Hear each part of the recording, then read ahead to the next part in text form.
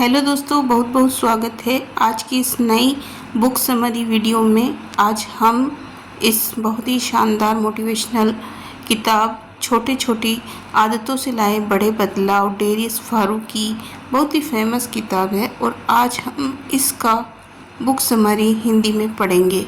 The road to better habits का हिंदी अनुवाद, और इसका अनुवाद किया है अंजलि तिवारी ने। आज की तेज रफ्तार भरी दुनिया में हर कोई बेहतर करियर और संतुलित जीवन चाहता है। इसकी शुरुआत छोटे कदमों से होती है। लेखक और एंटरप्रेन्योर डेरियस फारूक की छोटी छोटी आदतों से लाए बड़े बदलाव इस विचार को सरल और प्रैक्टिकल तरीके से समझाती है। 109 पेजों की इस किताब का हर पेज इम्पैक्टफुल है। फारूक का मानना है कि हम वही बनते हैं जो रोज करते हैं, इसलिए ज़िंदगी बदलने के लिए खराब आदतें बदलनी होगी। यह किताब सिखाती है कि आपके जीवन में बदलाव कैसे हो सकता है। यह कोई जादुई तरीका या ट्रांसफॉर्मेशन नहीं होता। आपको सिर्फ सही दिशा में छोटे छोटे कदम उठाने की ज़रूरत है। फारूक की लेखन शैली की खासियत ये है कि वे जो जटिल साइकोलॉजिकल जो मुद्दे होते हैं उसे दोस्ताना अंदाज में बताते हैं, जैसे कोई दोस्त चाय की चुस्की के साथ सलाह दे रहा हो। किताब का मकसद और अहमियत। अमूमन लोग बदलाव के लिए बहुत ऊंचे लक्ष्य रखते हैं, जब उन्हें हासिल नहीं कर पाते तो निराश हो जाते हैं। किताब का मुख्य उद्देश्य इसी सोच को बदलना होता है। ये किताब प्रेरणा के साथ ग्रोथ ट्रैक करने और जवाबदेही तय करने और भटकने पर बिना गिल्ट ट्रैक पर लौटने की प्रैक्टिकल अप्रोच देती है। किताब सिखाती है कि सफलता एक रात में नहीं मिलती, यह नियमित रूप से किए गए छोटे प्रयासों का परिणाम है। जीवन को सही ट्रैक पर लाने के लिए छोटी आदतों से शुरुआत करें, निरंतरता बनाए रखें, बुरी आदतों को कठिन बनाएं, अच्छी आदतों को आसान बनाएं, अपनी आदतों को रिकॉर्ड रखें और परफेक्शन के पीछे न भागें। अच्छे दोस्त, अच्छा माहौल चुनें, रातों रात बदलाव न ढूंढें, गलती पर रुके नहीं, फिर से शुरू करें। डेरियस फारूक की किताब की ये छोटी छोटी आदतें आपका जीवन बदलने में बहुत ही सहायक सिद्ध होगी। लेखक डेरियस फारूक ने अपनी किताब में अच्छी और आदतों के लिए एक स्पष्ट और तार्किक रोड मैप दिया है, वे जिसे 5 सरल स्टेप्स में समझा सकते हैं। बुरी आदतों को एक साथ छोड़ें। पहला स्टेप है, लेखक फारूक कहते हैं कि सभी बुरी आदतों को एक ही बार में छोड़ देना चाहिए। यह तर्क देते हैं कि अच्छी आदतें बनाने के लिए एक साफ स्लेट की ज़रूरत होती है। पुरानी नकारात्मक आदतों के साथ नई सकारात्मक आदतें बनाना मुश्किल है। लेखक कहते हैं अपनी बुरी आदतें एक साथ छोड़ दें, आप देखेंगे कि ज़िंदगी जल्द बदलने लगेगी। एक बार में सिर्फ एक अच्छी आदत अपनाएं। लेखक की सलाह है कि एक बार जब बुरी आदत से छुटकारा पा लेते हैं तो एक एक करके अच्छी आदतें अपनाना शुरू कर दें। हम एक साथ बहुत सारे अच्छे काम करने की कोशिश में रहते हैं, जैसे जिम जाना, रोज़ पढ़ना, रनिंग करना, लेकिन ये हमें सिर्फ ओवरवेल्म यानी अभिभूत करता है। इससे दिमाग और शरीर पर बोझ बढ़ता है। लेकिन हमें रोज़ रोज़ सिर्फ छोटे नतीजों पर ध्यान देना है।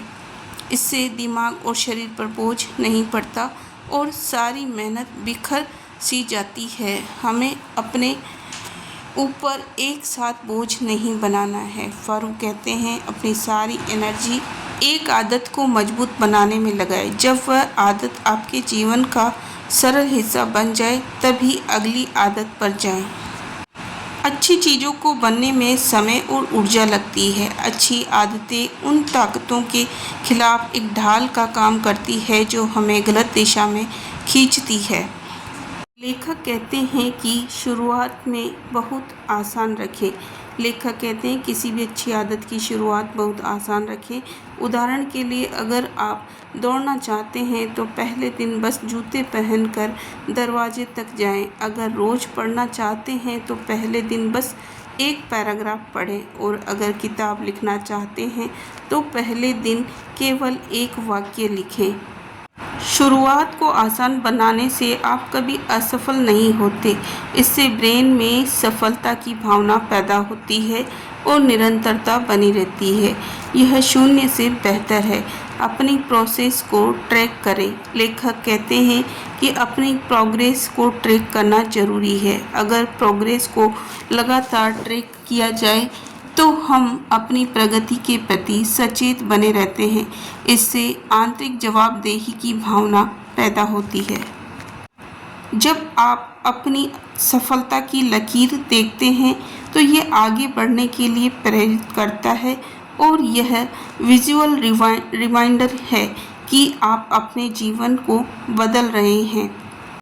हम वही बनते हैं जो हम रोज़ करते हैं। इसलिए अच्छा बनना एक दिन का काम नहीं बल्कि रोज़ रोज़ की आदत होती है।